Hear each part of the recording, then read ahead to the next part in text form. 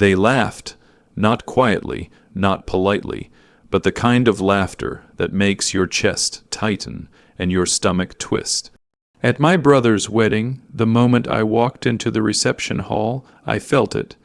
Eyes sizing me up, whispers floating just loud enough for me to hear.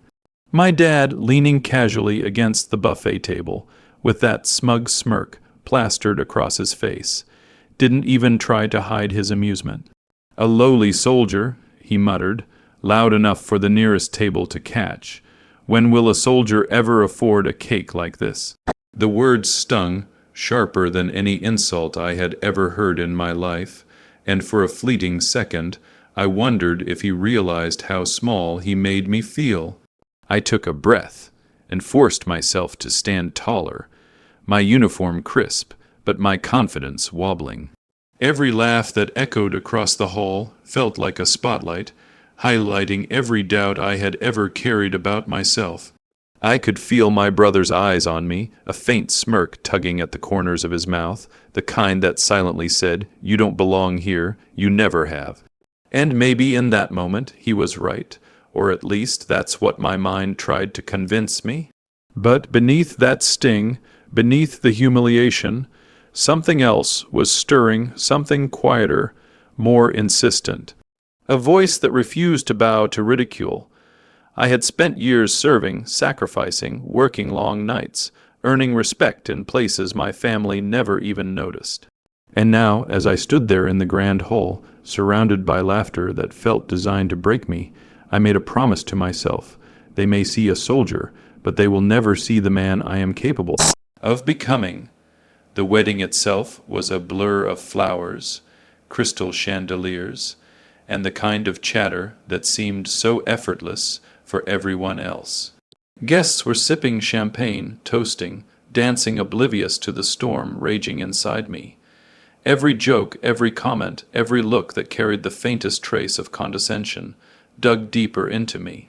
I remembered the countless moments growing up where my father had looked at my achievements, my grades, my discipline, my early promotions, and dismissed them with a shrug or a smirk. I remembered my brother, always the golden child, always the one whose successes were paraded at family gatherings, while mine were quietly overlooked. And yet, even as their laughter pierced through the warmth of the celebration, I felt the first flickers of determination. The soldier in me, the man who had endured hardship, rejection, and doubt, began to rise quietly inside. I let the moment pass, letting their underestimation fuel a fire rather than extinguish it. Each smirk, each whispered joke, became a brick in the foundation I was building, not just for revenge, but for proof. Proof that no words, no laughter, no smirk could define my worth. By the time the cake was brought out, a lavish thing that seemed almost mocking in its extravagance, I had learned to mask my anger with a smile that didn't reach my eyes. My dad, of course, made sure to comment again, loudly, theatrically, "A soldier like you, when will you ever afford a cake like this?" The room chuckled. My brother's friends exchanged glances, a mix of pity and amusement. I nodded, said nothing, and let them bask in their shallow victory, all the while knowing it was temporary, because life, as I had learned in the trenches of both the military and the quiet battles of civilian life, doesn't hand out victories in the moment. Sometimes it waits for patience, for timing, for that perfect moment when all the doubt, all the mockery, and all the underestimation comes crashing down, and the world sees you, really sees you, in the way you've always known you were. And that moment came sooner than anyone expected. Just 1 week later, my father walked into his office, head high as usual, unaware of the storm heading his way. I had returned to my professional life, back to the same building that had once been just another place to prove myself, but now it felt different. I wasn't the same man they had laughed at, not in the slightest. My reputation, earned through years of dedication, integrity, and relentless effort, preceded me like a shadow. And then he walked in, my boss confident, commanding, with a presence that made the room still, as though the air itself had sensed the shift about to occur. "Good morning, Major General Bradley," he said, his voice cutting through the office like a blade. The words echoed against the walls, precise, deliberate, impossible to ignore. Time seemed to slow. I saw the color drain from my father's face first. A flicker of recognition, a stab of disbelief, and then pure shock. My brother, standing just behind him, froze mid-step, his jaw tightening, his smug expression replaced by something fragile, something vulnerable. The entire room went dead silent. Conversations halted, eyes widened, and in that instant I realized the magnitude of the moment. It wasn't just about the title, the rank, or even the recognition. It was about truth. The truth that no joke, no smirk, no casual dismissal could erase the years of sweat, perseverance, and sacrifice. They had laughed at the uniform, at the discipline, at the very core of who I was. And now, in one simple greeting, the world shifted. The soldier they had mocked had returned, not just with pride, but with undeniable authority, presence, and proof of the life I had built beyond their imagination. I remember walking out of that boardroom later that day, the silence still ringing in my ears. The looks on my father's and brother's faces weren't just shock. They were the faces of people forced to confront a truth they had long ignored. A truth that I had been building, piece by piece, long before they ever noticed. And yet, even as satisfaction coursed through me, I didn't feel triumph in a shallow sense. This wasn't about proving them wrong. It was about proving to myself that all the late nights, the sacrifices, the relentless pursuit of excellence mattered. That my worth had never been measured by their approval or their laughter. Going back to the wedding itself, I kept replaying moments that had cut me the deepest.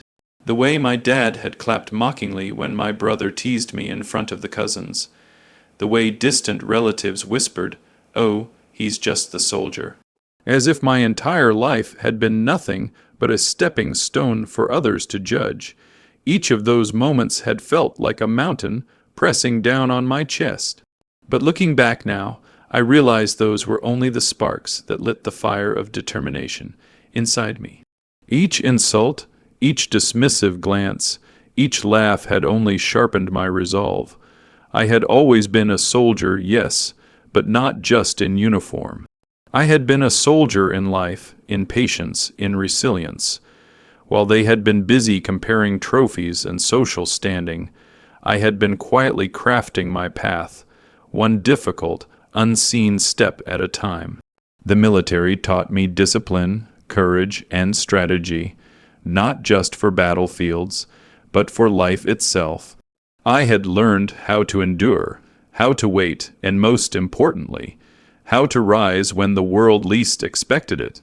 As I sat at my desk that week, preparing for the meeting that would eventually redefine their perception of me, I remembered something my mentor once told me. Power isn't in the moment of proving yourself. It's in the moments they never see coming. That idea stuck with me. The wedding had been their moment. Their laughter, their smirks, their whispered judgments, they were all part of their illusion of control. Little did they know, I had been planning my own kind of revelation, one that wasn't cruel, but undeniable. And the week that followed was a blur of subtle preparation. At work, I focused on details, ensuring every report, every briefing, every presentation reflected the discipline and authority I had cultivated. But it wasn't for them, it was for me. Every call I answered, every task I completed flawlessly, was a silent testament to my capabilities. The universe, I realized, has a way of creating moments of poetic justice when patience meets preparation. The day my boss walked in, I felt a mixture of calm and anticipation that I had rarely experienced before. Standing there in the center of the office, listening as the words Major General Bradley rang out, I could see everything shift. Eyes widened, conversations froze mid-sentence, and the weight of my father's smirk, the arrogance of my brother, everything that had belittled me, suddenly felt hollow. The recognition wasn't just about my rank. It was about acknowledgement, about respect, about finally being seen for who I truly was. After the initial shock, there were moments of awkwardness, of whispered confessions, and sidelong glances. My father, usually the image of control, struggled to regain his composure. My brother avoided eye contact, pretending as though nothing had happened, but I could see it in the tightness of his jaw, the quickness of his swallow, the flush creeping up his neck. And through it all, I felt a strange mix of empathy and clarity. Their behavior had been shaped by habits, by pride, by ignorance, and now they were facing consequences not handed by revenge, but by reality. That night, I couldn't sleep. The adrenaline from the encounter still coursed through me, but it wasn't the kind of adrenaline that comes from anger or revenge. It was deeper, heavier, a quiet satisfaction that spoke of fulfillment. I thought back to the wedding, to every snide remark, every careless laugh, every moment I had felt small. And I realized something crucial: none of that mattered anymore. I hadn't needed to fight them in that hall, to shout, to justify myself. All I had needed was to continue building, quietly, patiently, and let life itself make the revelation. And yet, even as I relived that moment over and over, I couldn't ignore the subtle shifts it caused in family dynamics. My father, who once seemed untouchable, now approached me with a tentative respect, not all at once, not perfectly, but enough that I could see the cracks in his armor. My brother, who had worn arrogance like a second skin, now measured his words, his jokes, and his smirks. Change doesn't come instantly, but it begins with a single undeniable truth. And that truth had been delivered not with malice, but with quiet authority. I reflected often on the paradox of pride and humility.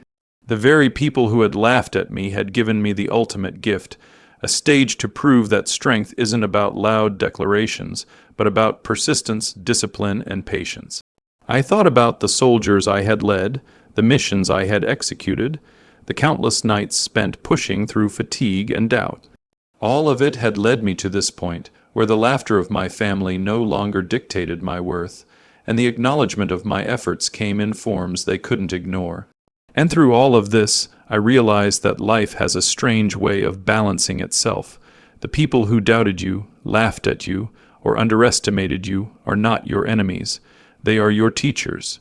They are the ones who show you the resilience you never knew you had, the patience you didn't realize you could muster, and the capacity for quiet vindication that comes not from spite, but from mastery over your own journey. Growing up, I never quite understood why my father held my brother on such a pedestal. Every accomplishment of his was celebrated loudly. Every mistake I made was quietly noted, sometimes exaggerated, sometimes dismissed as inevitable. I was the quiet one, the child who followed rules, did his homework, and obeyed without protest. And for that I received little fanfare, no applause, just the occasional smirk or sigh of disappointment. It left scars, subtle ones, the kind that linger long after the words have faded. I remember the first time I truly felt invisible. I must have been 10, maybe 11, and my father had invited one of his colleagues over for dinner. My brother, at 12, had shown off some trivial skill, touch football, a math trick I can't remember. And my father laughed heartily, clapped him on the shoulder, and then, without a glance at me, said, "You see, this is the one who will go places. You just try to keep up." The words stung, but I buried them under a smile. Even then, I learned to carry my disappointment silently. I learned to become my own cheerleader, my own source of motivation. Military life became my sanctuary. The first day at boot camp, I felt both fear and exhilaration. For the first time, my worth wasn't determined by my father's smirk or my brother's effortless charm. Here, my strength, my discipline, my perseverance mattered. I thrived in the challenge of grueling exercises, endless drills, and moments that demanded both courage and endurance. Every early morning, every long night, every ache in my muscles, every test of patience. It all became part of a path that led me to a version of myself I had long hoped existed. Letters home were always brief. I didn't need to boast about my achievements. I didn't want to. And besides, I knew my father would brush off anything I accomplished, and my brother would either shrug or laugh, unaware of the effort it took. But those letters were important. They were a reminder to myself, a chronicle of growth, persistence, and unacknowledged victories. Slowly, almost imperceptibly, I was shaping a life they couldn't define or diminish. Back at home, the family gatherings were always a test of patience. My father's comments, subtle jabs, or blunt criticisms were meant to sting, but I had learned to absorb them without flinching, to let them roll off me like water off armor.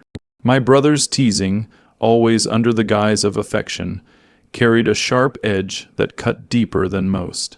And yet, with every family dinner, every holiday, every wedding rehearsal or birthday party, I was building a quiet strength. I observed, I calculated, I learned. I understood my family, their egos, their weaknesses, and most importantly, how I could rise without confrontation. The wedding, of course, was the culmination of years of observation and silent endurance. The whole glittered with lights, laughter, and the overwhelming scent of flowers and candles. My father, in his finely pressed suit, looked every inch the man who had made me feel small my entire life. My brother, polished and charismatic, flitted around, collecting praise and attention like currency. And I had my uniform, my posture, my quiet determination. I felt the sting of their judgment, but also the hum of anticipation, because I knew that in 1 week the scales would tip. During the reception, I noticed small details I hadn't before. The way my father's hand trembled ever so slightly when reaching for the champagne. The subtle pause in my brother's laughter when he noticed my calm expression. The guest's eyes flicking toward me, sensing something unspoken in the air. These were moments almost imperceptible, but they were threads in the tapestry of what was about to unfold. Every laugh at my expense had planted seeds for a moment of reckoning, and I could feel them germinating, slowly, steadily. As I prepared for work the following week, I reflected on my journey. From that 10-year-old boy who felt invisible, to the young soldier learning discipline, to the man who had earned the rank and respect that even my father could no longer ignore, I saw a trajectory of growth that was undeniable. My mind replayed every instance of underestimation, every sneer, every whispered joke. And instead of anger, I felt gratitude that I had been underestimated, because it gave me something far more valuable than immediate validation: perspective, patience, strategy. When the moment finally arrived, it was quieter than I had imagined. The boardroom was typical, mundane in appearance, but charged with anticipation I alone seemed to feel. I entered as usual, greeted a few colleagues, then turned to the door as my boss appeared. His presence was commanding, measured. And then, with clarity that cut through every doubt I had ever held, he spoke. "Good morning, Major General Bradley." The silence that followed was almost tangible. Conversations ceased mid-word, eyes widened, my father's smirk froze, replaced by a pale, rigid disbelief. My brother, ever so composed, seemed to shrink before my very eyes, a shadow of arrogance fading under the weight of truth. And in that moment, I understood that life had delivered not just recognition, but justice not in cruelty, but in undeniable reality. After that morning in the boardroom, life didn't explode into drama, as some might expect. There were no loud confrontations, no pointed accusations, no public shaming. Instead, there was a quiet ripple, subtle yet unmistakable, that traveled through every corner of my family and professional life. I returned home that evening, the city lights casting long shadows across the streets, feeling a sense of calm I hadn't known I could possess. My father, who had always projected authority, now approached me with tentative respect, his words measured, cautious, almost searching for permission to acknowledge what he had previously denied. At the dinner table, I noticed the shift immediately. My father no longer offered biting comments or snide comparisons. My brother, who had thrived on attention and superiority, spoke less, measured his tone, and seemed constantly aware of the fact that the balance had shifted. Even the extended family noticed the change, their glances carrying the curiosity of those who sense a story they weren't privy to. For once, I felt fully seen, not through the lens of their judgments, but through the reality of what I had built with my own hands. Yet, amidst this newfound recognition, I reflected on how different life could have been if I had let their words define me. How many opportunities had I nearly let slip because I feared judgment, feared laughter, feared being labeled the lowly soldier. And then I realized something important. The real victory wasn't the moment of recognition, but the years of persistence, patience, and self-discipline that led to it. The moment in the boardroom was merely a mirror reflecting the growth I had cultivated quietly, away from the ridicule, away from the judgments. Returning to the office after that day, I noticed subtle changes in how colleagues interacted with me. It wasn't just the boss's acknowledgement that commanded respect. It was the understanding that I had endured, persevered, and achieved in ways that couldn't be ignored. Meetings that once seemed routine now carried weight. Opinions that had been overlooked were now considered seriously. And in every interaction, I felt a quiet satisfaction knowing that my credibility had been established not through words, but through consistent action and integrity. As the week progressed, my thoughts kept returning to the wedding itself. I replayed moments I had initially perceived as humiliating, and a strange sense of gratitude began to grow. Every laugh at my expense, every whispered joke, had been a test of my resilience. Every snide comment, every smirk, had pushed me to cultivate patience and determination that, in retrospect, were far more valuable than fleeting approval. I realized that life had a rhythm, a way of preparing us for moments of reckoning, and the wedding had been the catalyst that set this particular chain of events in motion. One afternoon, I found myself reflecting on my father's character, the man who had once seemed unshakable in his judgment of me. It struck me how much of his behavior had been shaped by his own insecurities, his need to assert dominance, to elevate my brother while diminishing me. And while I could have felt anger, I felt empathy instead, understanding that his actions came from a place of fear, and ego allowed me to release the residual tension I had carried for so long. My satisfaction now was not in revenge, but in recognition both of my own accomplishments and of the larger truths that govern human behavior. My brother, too, underwent subtle transformations. His arrogance, once almost palpable, now carried a trace of humility. Not all at once, but enough that I noticed how differently he spoke around me, how carefully he considered his words, and how less inclined he was to compare, belittle, or mock. Our relationship, once defined by rivalry and resentment, began to shift, anchored now by a tacit acknowledgement of boundaries, respect, and the power of silent accomplishment. And yet, I never allowed myself to dwell in arrogance. Each day, I reminded myself that the boardroom moment, as satisfying as it was not the pinnacle of my journey. It was merely a milestone. True growth, I realized, is continuous. True strength is quiet. True validation comes not from the applause of those who doubted you, but from the integrity, discipline, and persistence you carry even when no one is watching. As weeks turned into months, I noticed the subtle, almost imperceptible changes in family gatherings. My father, once so quick to criticize, now asked questions with genuine curiosity. My brother, once dismissive, now listened with attention, occasionally seeking advice in areas he had once overlooked. The laughter that had once stung was replaced by moments of mutual understanding.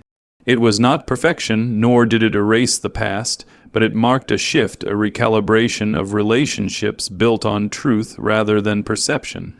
I also began mentoring younger soldiers and colleagues at work, sharing lessons I had learned not just on the battlefield, but in life. I spoke about patience, resilience, and the quiet power of perseverance. I emphasized the importance of building credibility through action rather than argument, of letting achievements speak where words cannot. And each time I spoke, I thought of that wedding, of my father's smirk, of the laughter that had once felt unbearable. Those moments, I realized, had forged the perspective and wisdom I now carried and shared with others. And through all of this, a subtle sense of pride emerged, not pride in the way my father and brother had once defined it, through social recognition or superficial achievements, but in the deeper sense of accomplishment that comes from mastering oneself. The soldier they had laughed at had become more than they could measure, more than they could dismiss, not by proving them wrong in anger, but by proving to himself that persistence, integrity, and resilience are stronger than ridicule. Even as life settled into a new rhythm, I couldn't forget the quiet satisfaction that came from the boardroom moment. It had shifted something deep within me, not just externally, but internally. For years, I had carried the weight of their laughter, the sting of their judgment, and the subtle undermining that had defined my interactions with my family.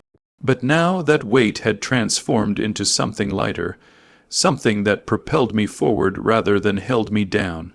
I realized that true vindication doesn't always arrive with drama. It often comes with quiet recognition, patience, and unshakable perseverance. One afternoon, I returned to my childhood home to visit my father. I wanted to see him, not to gloat, but to understand, to reconcile in my own way. As I walked through the familiar hallway, I noticed the same old portraits, the same furniture, and even the faint smell of my mother's cooking lingering in the air. It struck me how little had changed externally, yet how much had shifted within me. My father looked up from his papers, and for a brief moment I saw hesitation in his eyes, a recognition of the man I had become, a recognition that didn't need words. We spoke that day in quiet tones, not about titles or achievements, but about life, responsibility, and choices. He asked questions tentatively, almost cautiously, as if navigating unknown territory. And I answered, not with bitterness, not with sarcasm, but with honesty, sharing lessons I had learned from my military career, from life, and from the moments of judgment that had shaped me. There was no confrontation, no dramatic revelation. Instead, there was understanding, a connection I hadn't experienced before. It was subtle, but it was meaningful. My brother, too, began to engage differently. The arrogance that had once defined him softened, replaced by curiosity, occasional admiration, and even the willingness to listen. He asked me about my experiences, about the challenges I had faced, and I could see the genuine effort in his eyes to understand. It wasn't immediate reconciliation, nor did it erase the past, but it marked the beginning of a new dynamic, one built on mutual respect rather than judgment. I reflected often on the lessons hidden within that wedding, in the laughter and the smirks, in the whispered judgments and the public jabs.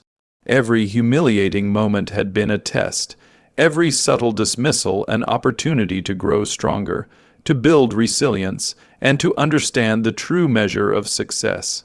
I realized that those moments were gifts in disguise, shaping my character, teaching me patience, and preparing me for the day when recognition would arrive. Not because I demanded it, but because I had earned it through unwavering discipline and integrity. At work, my role as Major General Bradley continued to command respect, but more importantly, it allowed me to influence and mentor others. I shared the lessons of perseverance, resilience, and quiet determination. I spoke about patience in the face of judgment, the importance of self-validation, and the power of letting actions speak louder than words. Every young soldier I guided, every colleague I supported, reminded me of the long path I had traveled, the journey from the boy mocked at a family wedding to the man acknowledged as a leader and a force of quiet authority, and through it all, I understood that life's victories aren't always loud, dramatic, or immediate. Sometimes they are subtle, creeping into consciousness slowly, through glances, conversations, and quiet acknowledgments. The laughter that once stung became a memory, a reminder of resilience. The smirk that once humiliated became a benchmark of growth. The whispered doubts and condescension became fuel for unwavering persistence. Looking back on that wedding, on the moment my father called me a lowly soldier, I now see it as the catalyst that shaped my trajectory. It was not a mark of failure, but a spark that ignited a deeper understanding of self, worth, discipline, and long-term vision. The boardroom revelation, the boss's acknowledgement, the subtle shifts in my family dynamics. All of it was the culmination of years of silent preparation, of work unseen and unappreciated, of patience tested and perseverance proven. I now walk through life with a quiet confidence that no laughter, smirk, or whispered judgment can shake. I know my value, my capabilities, and my achievements, and I carry with me the knowledge that true vindication, true recognition, and true respect are never given. They are earned quietly, relentlessly, and without the need for spectacle. The soldier they once mocked has become more than they could measure, more than they could diminish, and most importantly, more than I had even dared to imagine for myself. And in that understanding, in that quiet, undeniable truth, I finally feel complete, not because of titles, acknowledgement, or revenge, but because I have walked my path with integrity, patience, and unwavering resolve. The laughter is gone, the smirks are memories, the judgments fade, and I stand at last, fully seen not by those who once doubted me, but by the man I've become. The week after the wedding, I could feel the anticipation building inside me like a storm, barely held back. Every interaction at work, every glance from my colleagues, carried a subtle weight, a recognition that something had shifted even if no one dared voice it yet. I spent those days quietly preparing, reviewing reports, planning meetings, and executing my responsibilities with the precision and discipline that had become second nature to me over the years. I knew the moment of reckoning would come, and I wanted to meet it not with anger, but with the calm authority I had cultivated over decades of hard work and patience. Then it arrived. The morning my boss walked into the boardroom. The air felt electric, almost tangible. The usual hum of office chatter fell silent. He approached with a measured step, his presence commanding and unyielding, and for a moment it felt as if time itself had paused. "Good morning, Major General Bradley," he said, his voice firm, deliberate, impossible to ignore. Those words hit the room like a thunderclap. Conversations halted mid-sentence, eyes widened. And I watched with a quiet satisfaction as the faces I had long known. My father's smug, dismissive expression and my brother's confident smirk shifted instantly into disbelief, shock, and silent awe. The room fell into a hush that seemed to stretch endlessly. My father's lips pressed tightly together, the color draining from his face as he struggled to reconcile the man standing before him with the boy he had once mocked. My brother, once so arrogant, seemed to shrink, his posture faltering as he realized that the laughter and jokes of the wedding week were no longer relevant in the face of undeniable reality. And in that silence, I felt a wave of vindication, not the hollow kind born of revenge, but the deep, satisfying truth that comes from knowing you have persevered, endured, and risen beyond the limitations others have tried to impose on you. In that moment, I understood the real power of patience. Years of quiet effort, resilience, and unseen work had converged into a single undeniable truth.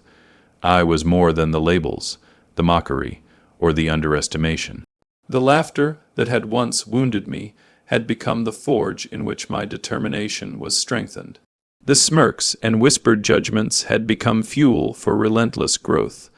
And now, finally, the recognition arrived, not forced, not loud, not vindictive, but inevitable, natural, and wholly deserved. As the initial shock settled, subtle changes began to ripple outward. My father, who had once dismissed me casually at every opportunity, now approached me with a tentative respect. His words were measured, cautious, yet unmistakably different, infused with a new awareness of the man I had become. My brother, too, began to engage differently, listening more, speaking less, and seeking understanding where before there had only been competition and condescension. Life had shifted imperceptibly but profoundly, and I could see that the patterns of the past were giving way to something more authentic, more grounded in truth. Reflecting on those moments, I realized that the journey had always been about more than recognition. It had been about building resilience, cultivating discipline, and maintaining integrity even when no one was watching. Every humiliating joke, every dismissive comment, every whispered laugh had shaped me, teaching lessons no accolade or promotion ever could. Life had a rhythm, and it had delivered its validation not through spectacle, but through the patient accumulation of effort, character, and quiet excellence. I began to see my past not with bitterness, but with gratitude. The boy who felt invisible, the soldier who had been mocked, the man underestimated. Each version had been necessary, each challenge essential. They taught me endurance, patience, and self-worth. They shaped the person I had become, someone whose value was measured not by the applause of others, but by the integrity and discipline carried through every action and decision. In the months that followed, I carried this quiet authority into every aspect of my life. At work, I mentored younger soldiers and colleagues, sharing lessons about perseverance, resilience, and the power of silent growth. In my personal life, I rebuilt relationships on honesty, respect, and understanding rather than superficial approval. And with my family, the laughter, smirks, and whispered doubts became faint echoes of the past, reminders of the obstacles I had overcome rather than wounds that still ached. Standing now in reflection, I recognize that true vindication never demands spectacle. It does not need to humiliate or punish. It simply reveals truth. The soldier they once mocked had become undeniable not through force, not through anger, but through years of patient preparation, unwavering discipline, and integrity. The laughter has faded, the smirks have disappeared, and in their place stands a man who knows his worth, who understands his journey, and who has risen above the judgments that once threatened to define him. In the end, the wedding, the jokes, the smirks, and the mockery were not the defining moments. They were the catalysts. They lit a fire that carried me forward, shaping resilience, determination, and clarity of purpose. And now, as I look back, I feel a profound sense of completion, not through revenge, not through vengeance, but through truth, patience, and the quiet satisfaction of a life built with discipline, integrity, and unwavering resolve. I am finally seen not by those who once doubted me, but by the man I have always known I could become.